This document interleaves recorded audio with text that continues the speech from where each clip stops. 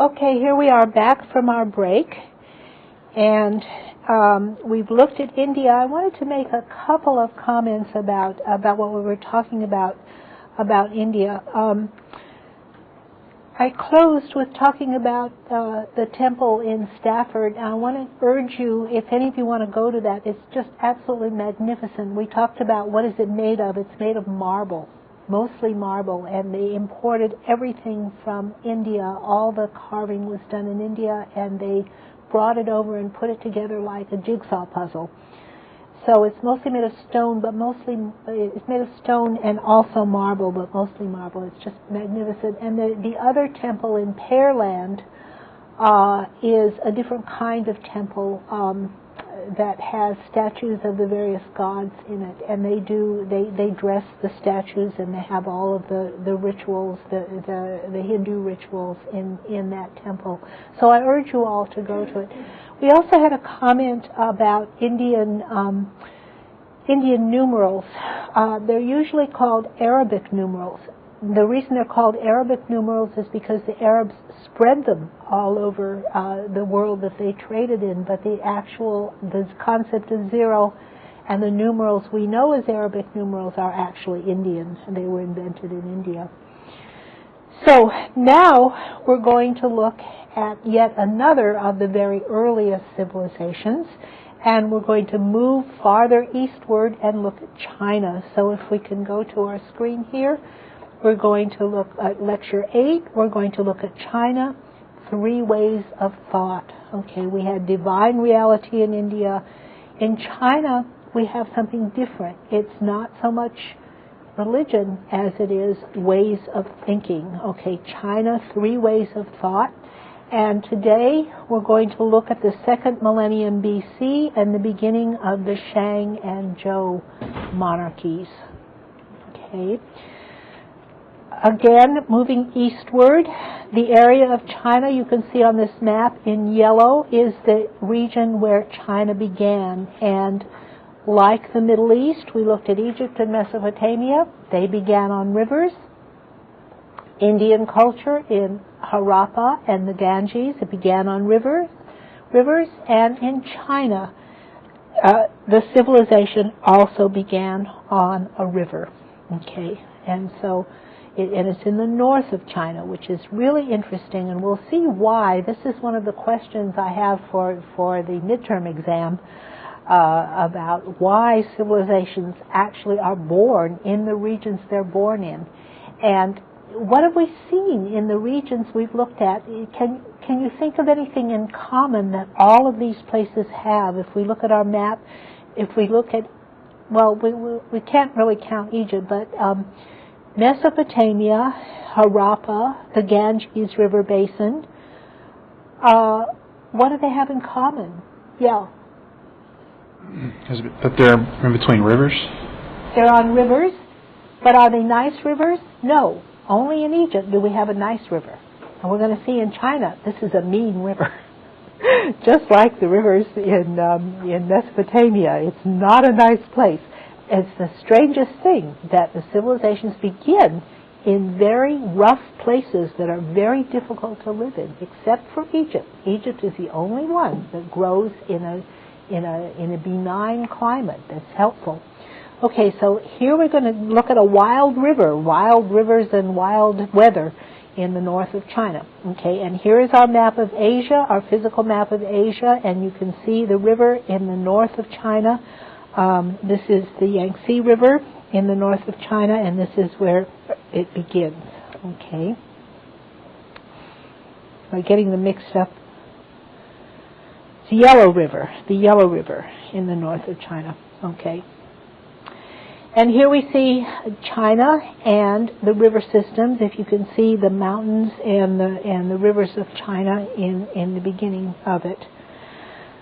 Okay, in the 2nd millennium BC, Chinese civilization evolved under the Shang and Zhou monarchs, and it's under these monarchies that we see the characteristic patterns of classical Chinese civilization emerge.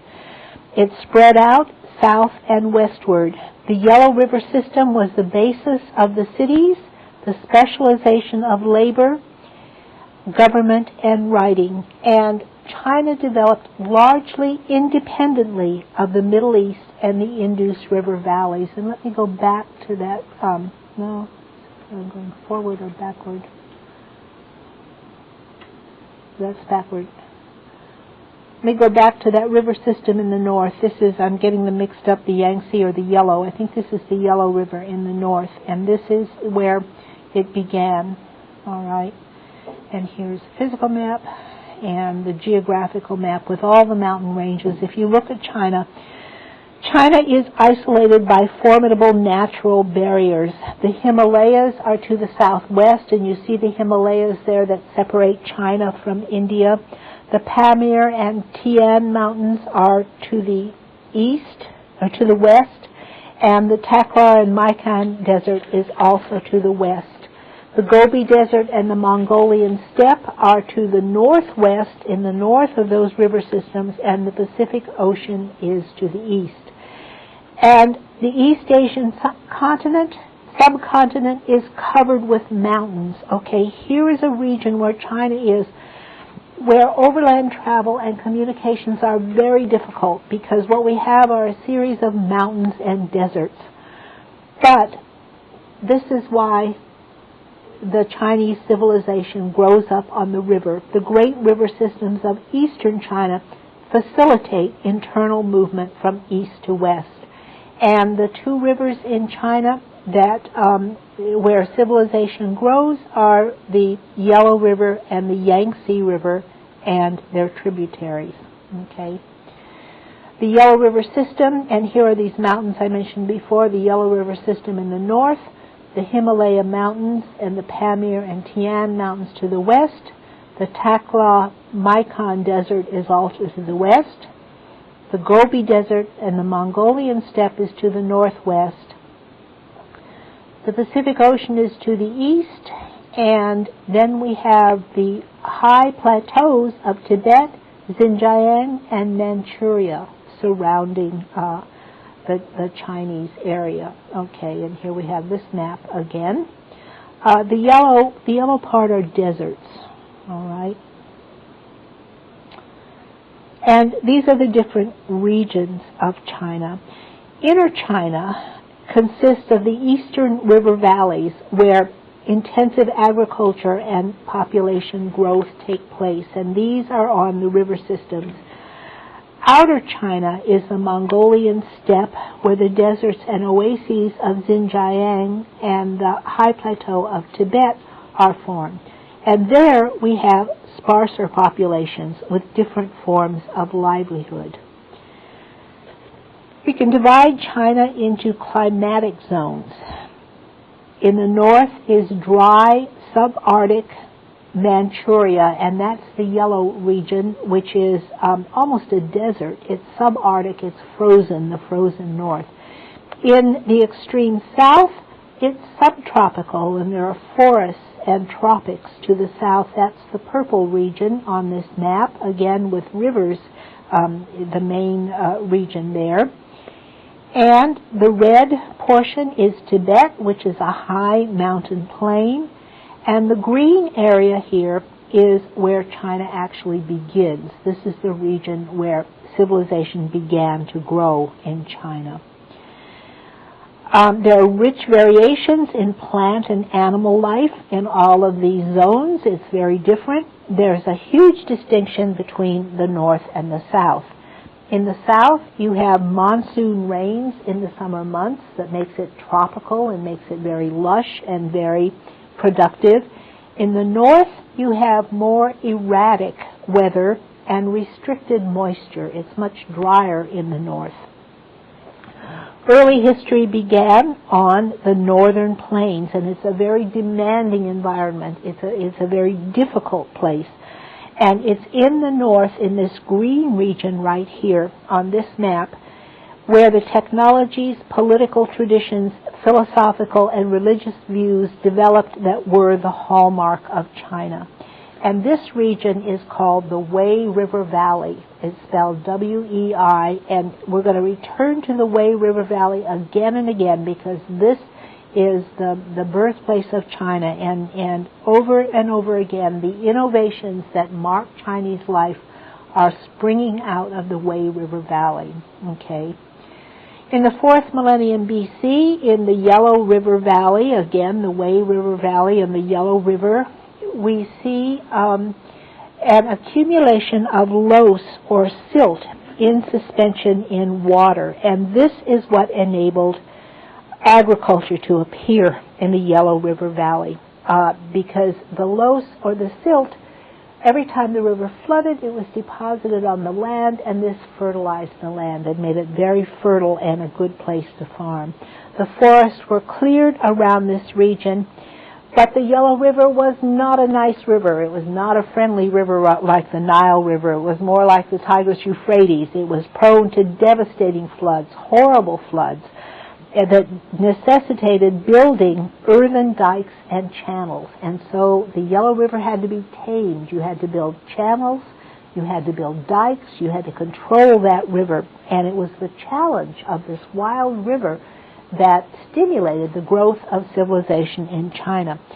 To make it worse, just like the Tigris and Euphrates Valley, we also have devastating droughts, prolonged droughts, and this meant that the Chinese had to develop the technology of building catch basins or reservoirs in order to collect the water. So they were challenged by the environment, and they began to try to control their environment. According to Chinese history, there's a legendary King Kun who was the first to rule the people in this area, and he was a bad king because he was debased for not controlling the floods. He didn't control the floods. He allowed the people to be devastated and the lands to be devastated, and so he was a bad king. He was succeeded by another legendary king, Yu, who was a good king because he controlled the floods. He built catch basins, he built channels, and he's the one who controlled the river.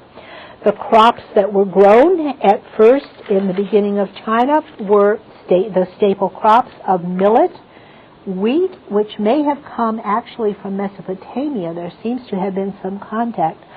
They grew rice very early, but rice was domesticated in the south of China, so rice was introduced to the north from the south.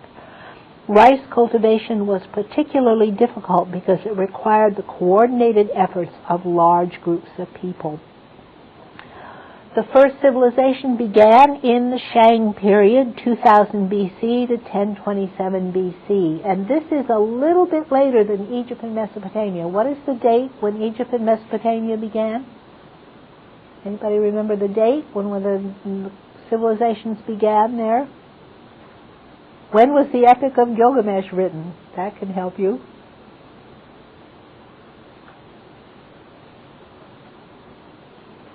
Nobody remembers.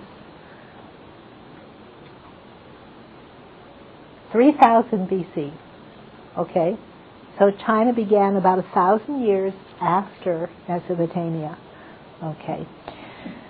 So the Shang period is 2000 BC to 1027 BC.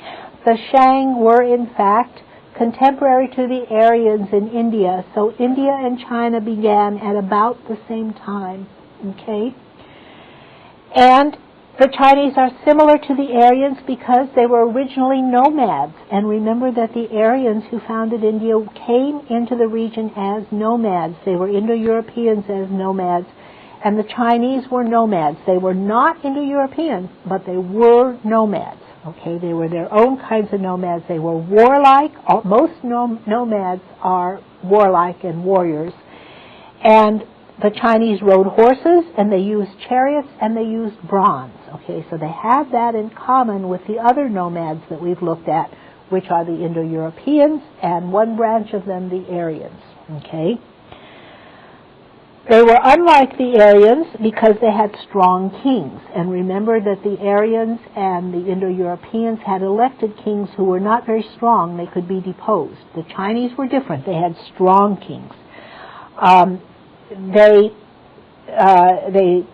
They farmed, they grew millet, and they domesticated pigs and chickens and horses and chariots. They made pottery on a wheel, and they fired it, and probably most important of all, they had silk production, which is really characteristic of China, and you don't find it anywhere else. The Chinese began silk production. They built walls of pounded earth, and this is different. This is particularly Chinese, to build walls out of pounded earth or dirt. By 2000 BC, they had bronze technology. Okay, so they had bronze from the Aryans. We can look for a minute at their creation story, which is one of the readings that we have.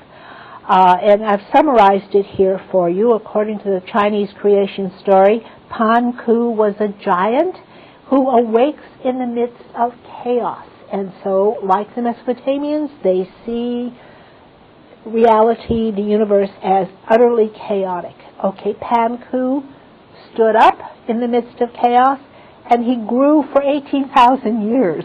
Okay, now compare this to the other creation stories we have. Most of them, like the Bible, the creation story happened in 7 days, right? But we don't know how long the days were, but it says 7 days. And most of the other creation stories are pretty instantaneous. The Mesopotamian creation story happens over a period of time, but not 18,000 years. So this is interesting because the Chinese sense of time is a sense that is very long-lasting, 18,000 years. During these 18,000 years, he grew until the earth was separated from the sky, and so he grew to separate the earth from the sky until it was very solidly separated. And then he lay down to rest after this long growth, and he died. Okay. From his body, the creation of the earth came. His body became the mountains, his blood became the rivers and the roads, and now we have another goddess appear. The goddess Nukua created humans, and she made them out of clay. And the story is very sweet and interesting. She makes lots of humans, and she's very delighted with how wonderful they are. But then she stops to think, am I going to spend the rest of my life making all these humans because they're going to die? They don't last forever. So she gives them the gift of marriage so that they can create their own children, and she won't have to make them anymore. So it's a beautiful little story. She has a husband, Hist. I don't know if it's spelled that right. I think my fingers might have typed it wrong. But her husband gave them fishnets and fire and symbols so that they could keep records. And this is pretty symbolic of something in China, just like Egypt and Mesopotamia. Writing came very early to China. Now, it didn't come early to India. It took a long time. But in China, they had symbols very early to keep records. And these symbols are on animal bones from the very earliest archaeological remains in China. Then there was a great battle between fire and flood, which endangered the whole earth, but then it was overcome and the world went on and functioned. But the great battle between fire and flood shows how precarious life was in China, in early China, and how difficult life was. It reminds you a little bit of the flood in the story of the Bible. Here are the wave-encircled hills in the middle of the rivers in China. It's a river culture, drawing water. You have to control the irrigation system and use the river. And here is that region of China on the Yellow River where the civilization began. And this is the region controlled by the Shang dynasty here in Shang, China. Okay, here are more boats on the river. Just like in Egypt and Mesopotamia, they developed boats really early to travel up and down the river. And here's the domestication of pigs, the sacred hogs, and horses. I'm showing you some pictures that I took in the museum in Bergen in Norway this summer. Some of these museum figures I'm showing you. This is a horse and rider that the nomads had. Here's another horse because they were nomads and they domesticated horses. Okay. By 2000 BC, they had bronze technology. I'm not sure how to pronounce this. I think it's the Xia dynasty ruled the core region before and after 2000 BC according to oral tradition. In 1750 BC, the Tang, a man named Tang, a subordinate of the last Xia monarch, overthrew his master and the Shang dynasty began. So Tang was the first ruler from the Shang dynasty. A warrior aristocracy ruled, and remember they're nomads, so they have a warrior aristocracy, and they loved warfare and hunting and exchanging gifts, feasting and drinking. All of that is characteristic of nomads. They originated in the Yellow River Valley, the modern area of Henan, and by 1027 BC they had extended their control north into Mongolia, west to Gansu, and south to the Yangtze River. Again, various cities served as capitals of the Shang Empire. Okay, and here we have the Shang Empire again. I'm calling it an empire. I don't know if you can call it an empire, but it's the Shang civilization. The core area was ruled directly by the king and his administrators, who were the aristocrats, and his administrators served as generals, ambassadors, and supervisors of public projects. Members of the royal family and high-ranking nobility ruled the provinces farther out from the center, and the most distant regions in the Shang region were ruled by native rulers bound by ties of allegiance to the Shang king.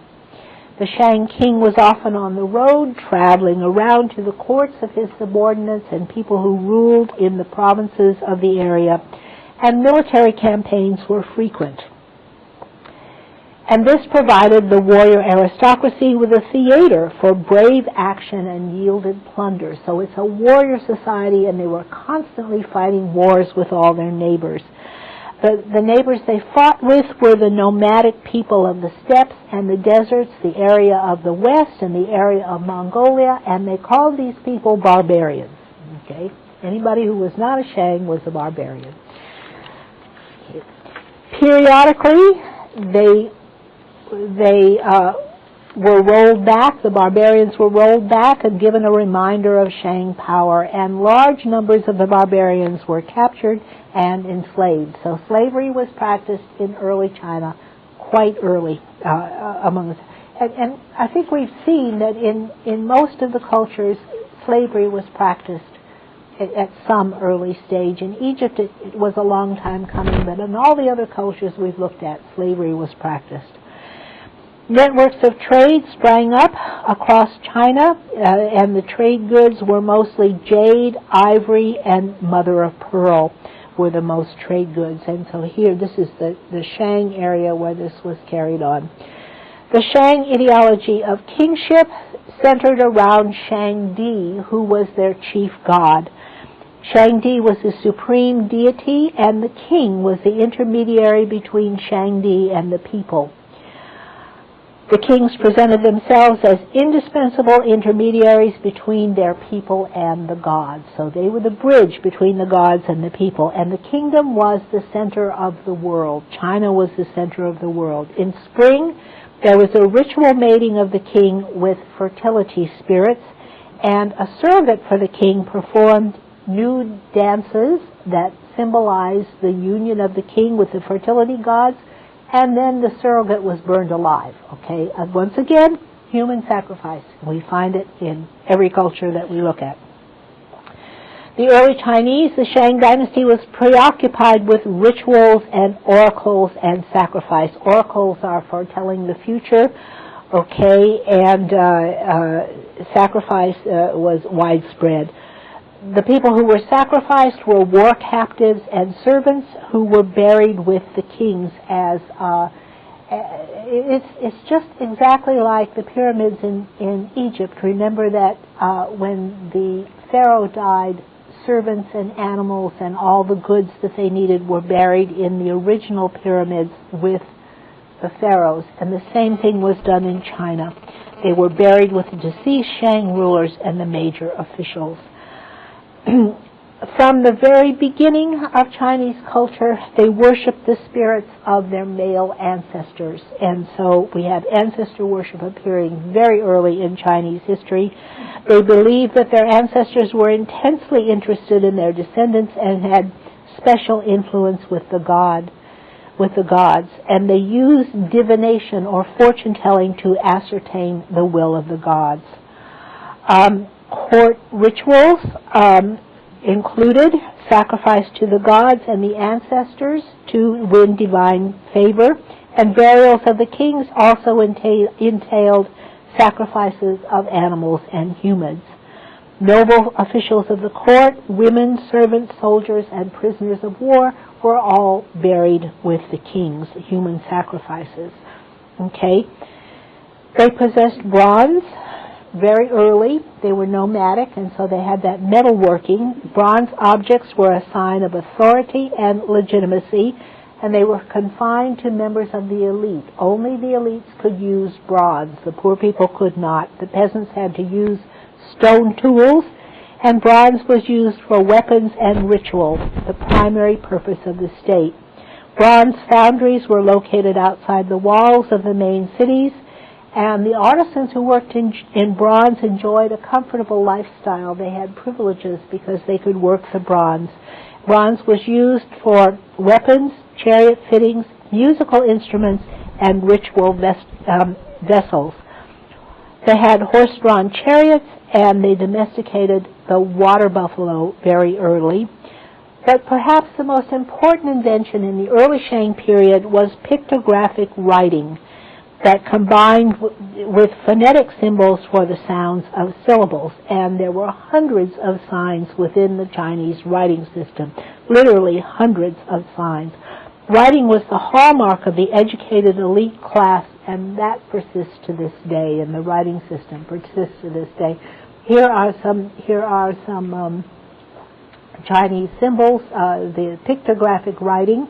This is somebody's name, by the way. I don't know what it says, but it's somebody's name. It's a calling card. And here, again, I took this in the museum in Bergen in Norway, and here is a pictographic symbol that's been done on this paper, and all the implements for writing are on this table, all the implements for writing. Here are the kinds of wagons that were used early in Chinese history that persist to this day, a kind of two-wheeled cart that were the early carts. This was an early road, by the way. Notice all the rocks in it. It's not a very smooth road. It doesn't look very comfortable. And here is another Chinese vehicle. If you don't have horses, you use manpower. And so there's a lot of manpower use in China with this kind of a Chinese vehicle, which is kind of like a wheelbarrow to wheel somebody around. Here's a peasant who is carrying water. Okay. And here is another of those two-wheeled vehicles that are used early on. And here is writing. Here's a street with signs of all of this Chinese writing that was so important to the development of China. And again, this pictographic writing persists to this day. Writing unified China in the Shang dynasty, the Shang area, because China was an area of diverse languages, but they could all use the pictographic writing. And so as time went on, writing spread all over China. No matter what language you spoke, you could use that same kind of writing. And also, writing was very important to China because it inspired the veneration of education and bureaucracy. Writing represented education, and education represented the rise of bureaucracy, which was a path to social mobility, because you could rise within Chinese society if you could enter the bureaucracy. Shang domination of central and northern China lasted more than 6 centuries, but in the 11th century BC, the last Shang king was defeated by Duke Wu of Zhou, who was a dependent from the Wei River Valley. And the Wei River Valley was the area where China began, and it was from that region that another group of nomads came, the Zhou, and Duke Wu of Zhou with his nomads overthrew the Shang dynasty. The Zhou period lasted from 1027 BC to 221 BC, and the Zhou are extremely interesting. Okay, 11th century BC, Duke Wu of Zhou deposes the last Shang king. The Zhou were Turkic nomads they were barbarians from Mongolia, from out of the plains, and they were Turkic. They subjugated the black-haired people because they were nomads. They were fair hair. They had fair hair and eyes. But when they took over China, they preserved everything the Shang had done. Have we seen that pattern before?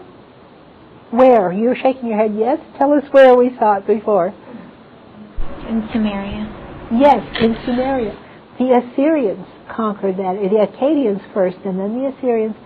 And they were outsiders, but they adopted the core culture that was already there because they recognized it as, superior and worth saving. The same thing happened in China. They preserved everything the Shang had done, and they adopted all of the Shang culture. The Zhou were the longest lasting and most revered of all the dynasties in Chinese history, and they worked on the foundation of the Shang, they preserved the foundation, and they added ideology and technology, so they developed it along the same line. Propagandists created a positive image of the new regime. One thing the Zhou did was to create a new ideology of kingship. Okay, the chief god is no longer Shangdi, but now the chief god is called Heaven. Okay, the chief god is referred to as Heaven, and the king is called the Son of Heaven. His rule is called the Mandate of Heaven, and according to this new theory, the ruler would retain the backing of the gods as long as he served as a wise, principled, and energetic guardian of his people. Okay, his role is to protect the people. It's his duty. If he misbehaved, as the last Shang had done, his mandate could be withdrawn. Now you see why they developed this ideology. This is a justification for taking over the power. The last Shang king did not deserve the mandate of Heaven. He was a bad ruler. He didn't take care of his people. And so he deserved to be overthrown, and the mandate of Heaven now passed to the Zhou ruler. Okay. We also see a marked decline in the practice of divination and sacrifices. The Zhou do not practice so many sacrifices. We see the end of the extravagant and bloody sacrifices and burials. The Zhou do not do that. The priestly class of the Shang period is largely removed and replaced by the Shi.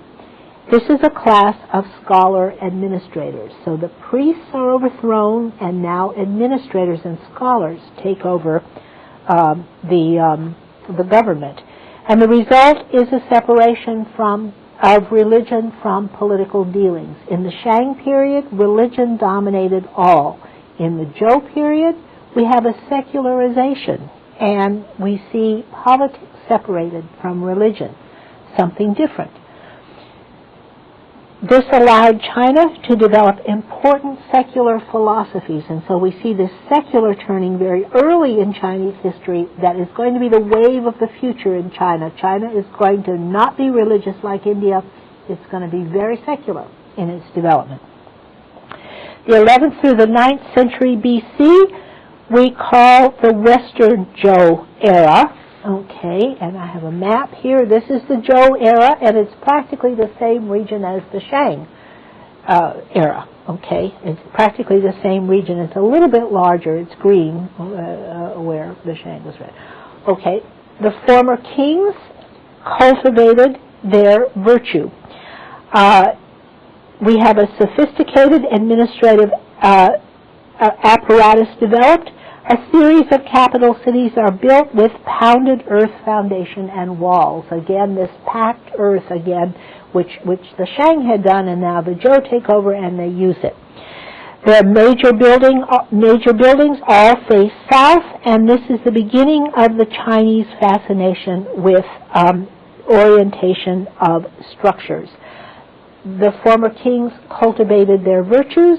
There were no calamities from heaven. This is from one of your readings where I elaborated the mandate of heaven. This is a summary of your reading on the mandate of heaven. The former kings cultivated their virtue, and no calamities came from heaven. Their descendants, however, did not follow their example, and so this is the reason for the takeover of the Zhou. The Zhou kings pay careful attention to the bonds holding men together. They practice the wisdom of the ancients with intelligence and modesty, and they seek out wise men. On the good doer, heaven sends down blessings. On the evil doer, heaven sends down miseries. Okay, heaven is the source of all virtue, and it's the source of the power to rule. Okay, here is one of the buildings I mentioned to you. The series of capital cities are built, and the major buildings all face south, beginning the Chinese fascination with the orientation of structures. Okay, this is the beginning of what we know as feng shui, okay, which is now practiced by a lot of people. The basis is wind and water. Literally, feng shui means wind and water. Water represents wealth and prosperity, and wind represents direction.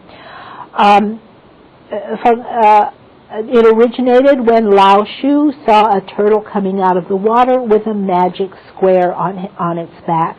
The turtle told Lao Shu how to orient his village in order to get good harvest. The facing and the siting of buildings, the environment determines the luck of the building. It should be facing in the right direction, whether it's north, south, east, or west. The basic concept of feng shui is that change is the only constant. The whole world consists of 5 elements: wood, fire, earth, metal, and water. The years run in cycles of 12, and here are the cycles of the year: the snake, the horse, the sheep, the monkey, the rooster, the dog, the pig, the mouse, the ox, the tiger, the rabbit, and the dragon. Again, like India, we have cycles. We don't have linear history, we have cycles of repetition over and over again. Important in feng shui are the colors and lucky charms, which give good directions. Okay, what year are we in right now? Does anybody know what Chinese year it is? I'm sorry, I didn't look it up before I came. Do you know what Chinese year it is this year? Is it the ox this year? But no, it was a pig last year. I can't remember. I think it's the pig because there was a whole news on the year of the pig. You want to press your button there? Oh, no? You don't know? I don't know what year it is. I'm not sure what year it is, but a year, the animal that dominates the year gives particular characteristics to the children born that year and to the year, and so this foretells the future. The king is supposed to be a model of morality for the people and his officials. Okay. And here is a court in China. This is a modern one, but it's a modern court in China.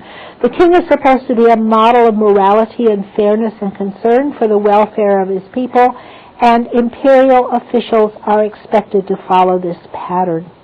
The royal regime is highly decentralized, and some people have called, under the Zhou system, some people have called China actually feudal, a system of feudalism, because it stressed mutual obligations and because it was decentralized. There's a lot of debate in European medieval history about whether feudalism is a valid term to even use or not, and so it's even less valid when you apply it to China or Japan or Mexico or wherever you apply it. So we have to use that term with a great deal of caution.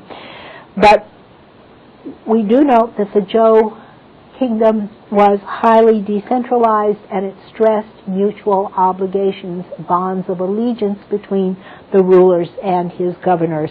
There were 100 subject territories ruled with considerable autonomy by members and allies of the royal family. The court practiced elaborate ceremonials, music and dance to express observers with the glory of Zhou rule. And the ceremony at court, the rituals reinforced the bonds of obligations between the rulers and the ruled. The standing army of the central government was supplemented by local militias. So this was a government that was very decentralized. It makes you think of Egypt with the nomes and the nomarchs. It makes you think of Persia with the governors of the various regions of Persia.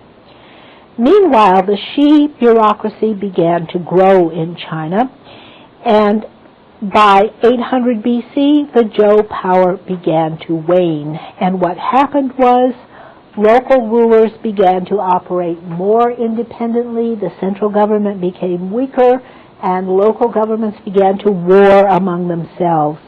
Meanwhile, nomadic people, the barbarians on the frontiers, began to press on the borders from the northwest. Knowledge of how to forge bronze tools and weapons had spread everywhere, even to the barbarians, and the barbarians were a match to the civilized Zhou era. The Western Zhou tended to fade out, and now the Eastern Zhou era began. In 771 to 221 BC, we have the Eastern Zhou era. Members of the Zhou lineage had relocated to a new, more secure eastern capital near Luoyang.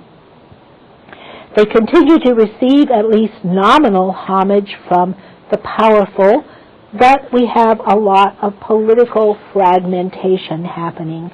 Rapidly shifting centers of power shifted among the area of the Eastern Zhou, and there was rampant competition and warfare among the numerous small and independent states. 771 to 481 BC was called the Springs and Autumns period, and this was after a collection of chronicles that give annual entries for these two seasons. Now, these are chronicles. They're not exactly historical writings. They are historical in the sense that they're keeping track of a couple of hundred years of events in the Springs and Autumns period, but they don't have a kind of theory of history like, for example, the Hebrew Bible does, that there's a beginning of all time and that there's a linear history. So the Springs and Autumns period are cyclical chronicles of events that they expect to repeat each other. There's a different concept of history. It is a concept of history, but it's not all-encompassing like the Hebrew theory of history is. It's quite different. So we have annual entries for these two seasons. The period 480 to 221 BC is called the Warring States period. And many of these independent local states in the Zhou dynasty, many were either paralyzed by internal power struggles or they were at war with one another. But even though this is a period of great warfare and unrest and decentralization, it's a period of great growth of cities. And largely this is because of the road system that is being built, the communication between all these different regions of Zhou China. So cities spread across the Chinese landscape.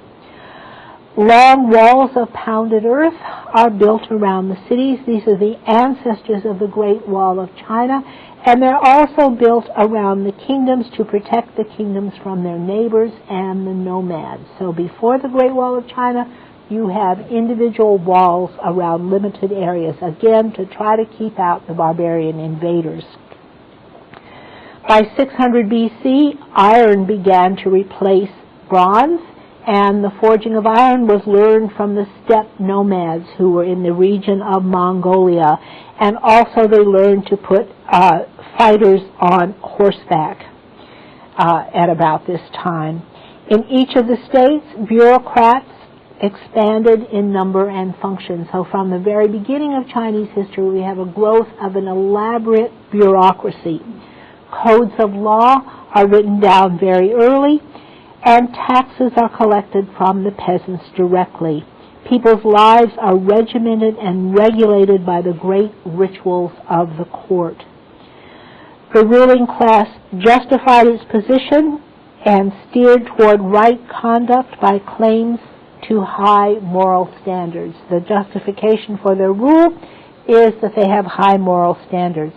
But this was a time of political flux and social change. It's an anxious time. It's a time of warfare, unrest, uproar, when things are turning over and they're beginning to develop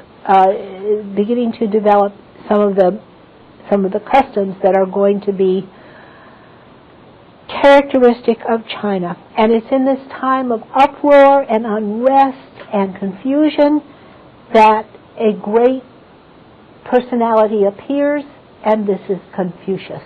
Okay. Here we see, here's a Chinese warrior, and here again is a mounted warrior. This is when they begin to have mounted warriors. Okay, it's in the midst of this turmoil and unrest that Confucius appears. Confucius is a westernization of his name. His Chinese name is Kong Fu Zi, and so you can see how the western variation of that name is Confucius. He lived from 551 to 479 BC in the midst of the Zhou dynasty. He was an official and a philosopher, and he developed a doctrine of duty and public service. He became one of the most influential strains in Chinese thought, and his doctrine is a fundamental source of the values of China. He came from one of the small states in Shandong during the late Zhou period. He was not successful in obtaining administrative posts, but he developed a system of precepts for people in positions of power. Okay.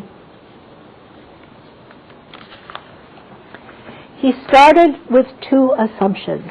The first assumption was that a hierarchy was innate in the order of the universe. In other words, what is the reality of the universe? It is a hierarchy. Hierarchy is fundamental to the structure of the universe. The second assumption he had was that patterns of human society should echo and harmonize with the cycles of the natural world. So if the universe is hierarchical, human society should be hierarchical too. Human society should echo the natural world cycle. And therefore, from these assumptions, it follows that each person has a particular role to play, with prescribed rules of conduct and proper ceremonial behavior to maintain the social order. So everybody has, or you might call it a preordained role to play in order for the social order to be maintained.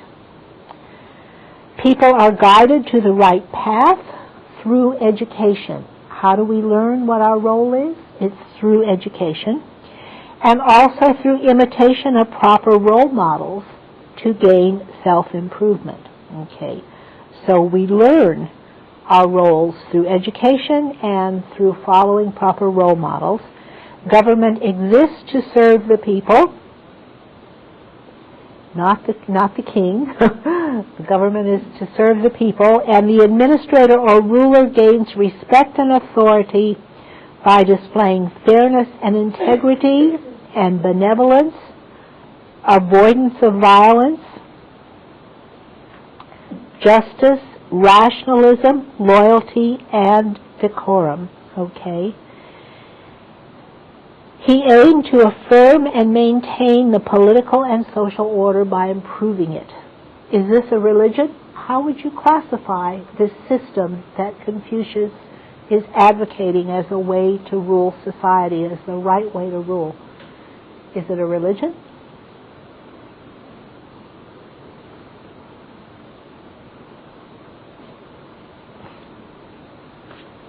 What? It's more of a philosophy. It's more of a philosophy. It's a very practical way, isn't it? A practical scheme, a practical theory of how society works best. It has nothing to do with religion. There's nothing at all religious about it. It's completely practical. So he's asking the question, how do we maintain the social order in the best possible way? And this is the system that he comes up with. That government serves the people, and everybody has a role to play to maintain the social order, except women. Women don't have a role. Women are forbidden to public life, and women are put very early at a very subordinate position. Okay, he stressed the impropriety of women participating in public life. Okay, here are some of the sayings of Confucius, and I pulled these out of your readings for today, so you have two sets of readings of the sayings of Confucius, but they're kind of interesting. Filial piety and brotherly obedience are the roots of humanity. Okay, what are the roots of humanity? As being pious toward your fathers and your brothers, and obeying your brothers. Okay.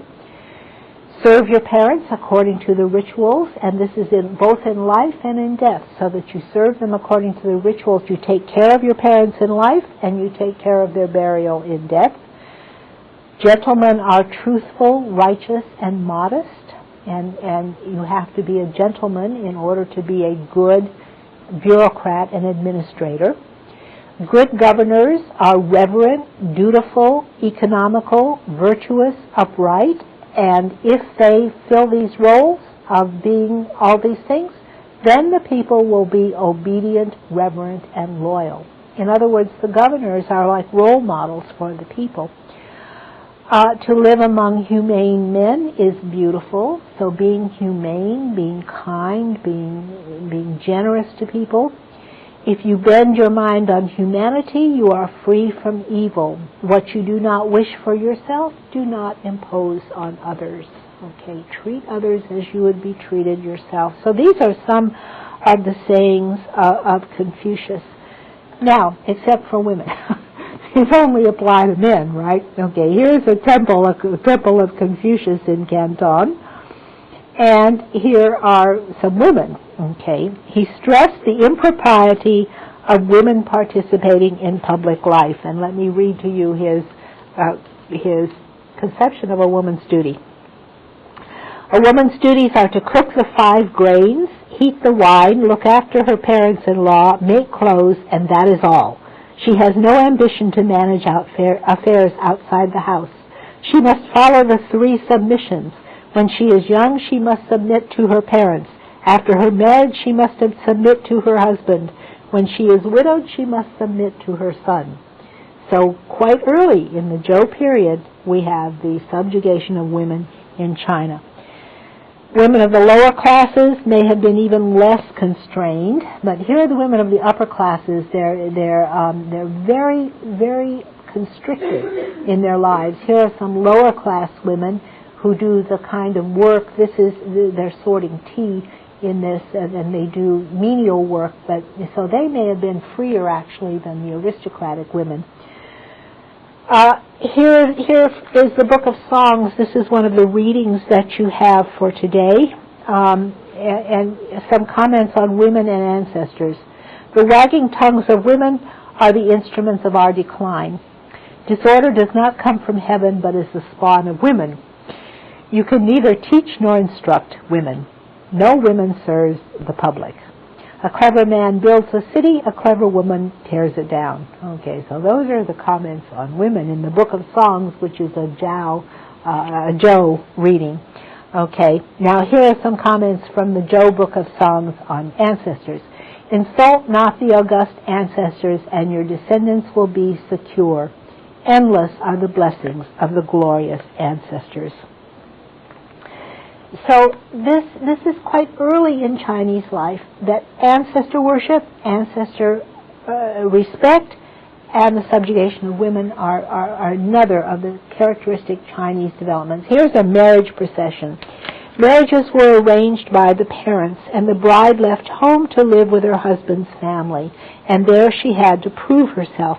But very often there was dissension between the wife and the mother-in-law, both powerless people who fought with each other. We find that often true. It's true in India, too, where women were subjugated, that wives and mother-in-laws fought. Also, this is a marriage procession. and here's a Chinese family with a paterfamilias. There's also a decline of clan-based kinship structures of the Shang and early Zhou period. Now we, instead of extended kinships, what is emphasized in China is the three-generation family. And so now we have a new structure of the family. Instead of a large kin group that works with each other, now it's a three-generation family consisting of the grandparents, the parents, and the children. And this becomes the building block of the Chinese society.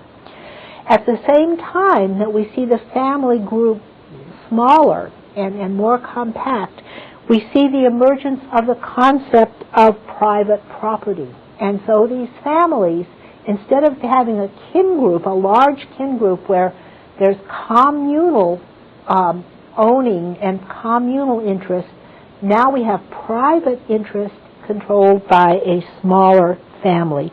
The land belonged to the men and was equally divided among the sons. And here we see a family with 3 sons. On the death of the father, the land was divided among the sons. Women appear to have been a subordinate position in a strongly patriarchal family. Okay.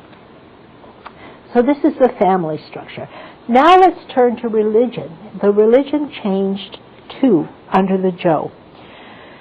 The gods were natural forces, and the state erected and maintained shrines to the lords of rain and winds and great rivers and mountains. The local spirit of the soil resided in the mounds or altars of the town, and people sacrificed sheep and pigs. They beat drums to promote the fertility of the earth, and they called for the symbolic restraint of the deity by tying a red cord around the mound or the altar after disasters such as eclipses or heavy rains. In the New York Times, in the year 2000, there was an article about the revival of these local gods as the communist rule tended to disintegrate in China around 2000. All over China, local gods were revived, and here in this news article in the town of Xialing, they revived their local goddess who was the Heaven Mother, who gave them prosperity, harmony, wealth, and strong children. And they built a new temple to her on a mound, and they tied red cords around it. And so in the year 2000, we see this revival of the age-old local gods of China. And this is a one-of-a-kind god in this one town that belongs only to that area. And the same was true of towns all over China. The natural world was seen as a balance of forces, and the concept of yin and yang, the opposites balanced together, the concepts of male and female, yin and yang, the complementary nature of male, yin, and female, yang, in the roles in the natural order. Male toughness was to be balanced by female gentleness, male action and initiation by female endurance and need for completion. And let me get to the yin-yang symbol here. Here is a temple, again a 5-storied pagoda. Here is the interior of a temple this is the temple of 500 gods, which are gods of nature, you can see here. And here is a temple to one major god, and then there are smaller gods along the side of this temple. These are 19th century drawings of gods in 19th century China. And here is yet another pagoda, a typical temple. And yet another one. The variety of these pagodas is very interesting. Here is the symbol of yin and yang. Male toughness balanced by female gentleness, male action and initiation by female endurance and need for completion, male leadership by female following. The female principle is dark and cold, the male principle is light and heat. Within this overarching dichotomy lay a series of 5s. This is very interesting. Different societies will pick different numbers to emphasize. And in China, let me look at the classic of medicine and then we'll come to the 5s. The Classic of Medicine is one of your readings that takes the natural world. Again, yin and yang is a balance of the natural world, and medicine develops as a use of the natural world. Spring is the beginning and development of life. Give freely to the body and do not punish it. Go to bed early, get up early, exercise. It tells you all these things for your health. Summer is the period of luxurious growth. Get up early, do not become angry, love everything. In the fall, we have tranquility of conduct and peace of mind. And again, it tells you how to live and how to eat well and how to exercise well. In winter, you have closing and storing. Seek warmth, don't get too cold, and stay healthy. The sages follow the laws of nature and obey the rules of the universe and the rules of yin and yang. So this is one of your readings, The Classic of Medicine. Okay, here are the series of 5s, which I thought was really interesting. There are 5 elements, and we already saw those in Feng Shui: fire, water, metal, wood, and earth. There are 5 directions, okay, north, south, east, west, and center. There are 5 colors: red, yellow, blue, black, and white. There are 5 senses: touch, taste, sight, hearing, and smell. And supernatural forces flow through the landscape. Earth diviners find favorable locations. Again, this is Feng Shui that you can... And these colors have a lot of meaning. Yellow, for example, is gold. And so anything yellow, like oranges, are very prized in certain rituals. There's a building on Montrose, and I knew it was bought by somebody Chinese because they immediately painted it yellow and gold, and they changed the address to be Lucky Numbers 3939.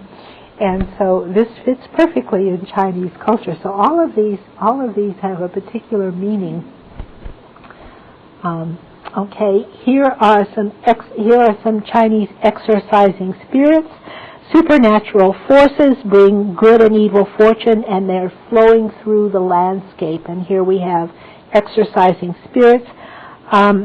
There's a widespread interest in ways of cheating death. Life-enhancing drugs provide for a blessed afterlife. And here are some fortune tellers that are very widespread in Chinese culture. Here's a funeral procession. The rich built ostentatious tombs flanked by towers or covered by mounds of earth. Here is a funeral procession, and here is an elaborate tomb.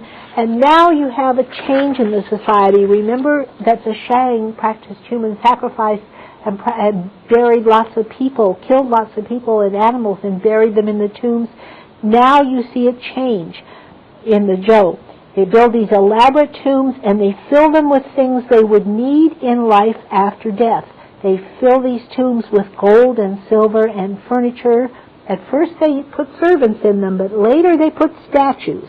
At first they put animals and foods, and later these were replaced with models of these things. And so here is the elaborate tomb, and here are the little models that you might find in the tomb. Models of servants, models of animals, models of food.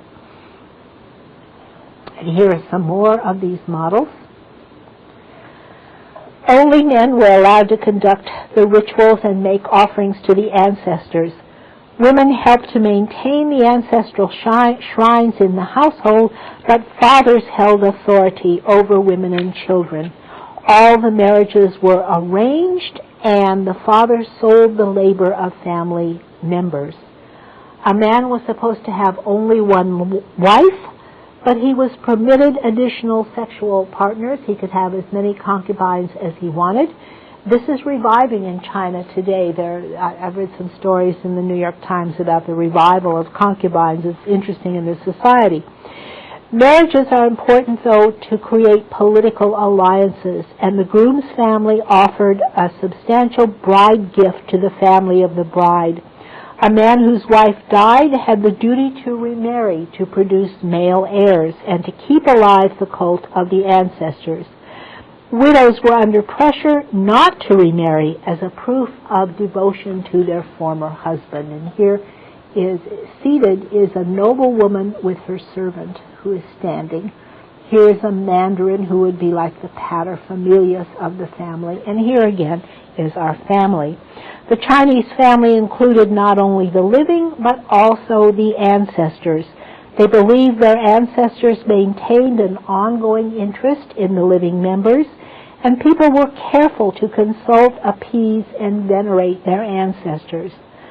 The family was viewed as a living, self-renewing organism that is continually renewing itself. It was absolutely necessary to have sons to carry on the family and ensure immortality. Absolute authority rested with the father, who served as an intermediary between living members of the family and the ancestors, and they presided over the rituals of ancestor worship. Every member of the family saw himself as part of an interdependent unit, and there's no individualism in the family. Each person had a place and responsibilities based on age, gender, and relationship. So sons have a particular duty, mothers have a particular duty, daughters have a particular duty, and this is their duty that they fulfill. The family inculcated the basic values of Chinese society, and these included loyalty, obedience to authority, respect for elders and ancestors, and concern for honor and appropriate conduct. And the family was a microcosm of the state. The hierarchy of the state mirrored the hierarchy of the family, so the state was the family writ large. The state was the family of all China. Okay, the same attitude was carried over into the relationship between the individual and the state. During the Zhou period, these classical patterns of family and property and bureaucracy took shape. It was an era of competition and conflict and warring small states, but it was a time of great formation of the customs of China. Shang and Zhou culture were confined to the northeast. The early history of China was marked by fragmentation, and this was dictated by the geography of China. As we said, Shang and Zhou were confined to the northeast. After the Zhou period, we see China's first empire. That's why I said earlier I made a mistake calling it the Shang Empire. It wasn't really an empire. It was a state. The first empire is the Qin Empire from 221 to 206 BC. And the Qin Empire, once again, came from the Wei Valley. It was created when the Qin state of Wei Valley rapidly conquered its rivals, again, coming from that same region. The Qin Empire was built at great cost in human lives and labor. It barely survived the death of its founder, Shi Huangdi, and power soon passed to a new dynasty, the Han. Okay. The Han dynasty ruled over China for 4 centuries, from 206 BC to 220 AD. The Han dynasty was the beginning of imperial China, and the political and cultural unity and continuity of the Han Empire still resonates today. It was a remarkable achievement because of the topographical diversity of climate, plants, and animals. Unifying China was a terribly difficult enterprise because it was so different. It was so divided by deserts and mountains. One of the ways they did it was to build a canal to connect the Yellow River with the Yangtze River. Okay. The Han Empire faced greater problems than the Roman Empire. Its capitals were Chang'an and later Luoyang. Okay, here these are some gods of the Shi Huangdi. One of these gods is Shi Huangdi, and these gods are from this warring period. They were leaders who later became gods. And here is the Han Empire, which we see is a huge enterprise unifying large areas of China. The southern crops of the Yangtze River were shipped to the north, and canals were constructed to connect the two great river systems. And here we have the original Qin Empire, which is relatively small, but incorporating the south, and the Han Empire incorporates both the south and the north and far to the west. But this is another story that we'll have to have in another lecture. The Han Empire, we're going to stop and look at some other cultures that developed, and then we'll come to the story of the Han Empire later to continue the story of China. I've managed to get through relatively early, so we have time for questions or comments. If anybody has any questions. Yeah, go ahead. You're talking about India and the caste system. You know, the Great Chain of Being, in about 16th century Europe. Was there a correlation between that? There's no correlation or no connection whatsoever. I mean, they're totally independent developments. She was asking about the Great Chain of Being, which is 16th century A.D. Europe. It's a conception that's developed in Europe, a set of hierarchy of elements of society, but it has no connection with India. Yeah. Any other questions or comments? We are going to come back to China again. We're going to look at the Han Empire, and we'll look at the Song and Tang Empire later. We're not going to have another complete lecture on India, but we're going to talk about how Indian influences spreads to Southeast Asia and to China and Japan. And so Indian culture spreads widely, but we won't come back to India. One of the things about India is they didn't write any history, so that's why we focused on their ideas of religion, because religion really predominated in India, and so they weren't concerned with writing history. The Chinese wrote a little history, but they were concerned with practical matters of administration. And so this is one of the things that distinguishes one civilization from another. Any other questions? You're all eager to go home, right? Any other questions or comments? Okay, next week we are going to shift gears and go to the opposite side of the world, and we're going to look at the New World. We're going to look at what's going on in Mexico and Central America and in South America. So then next week we'll complete our survey of the places where civilizations began. And so we have one place left, and that's the New World. So we'll do that next week. Okay, have a good week. Do all your reading.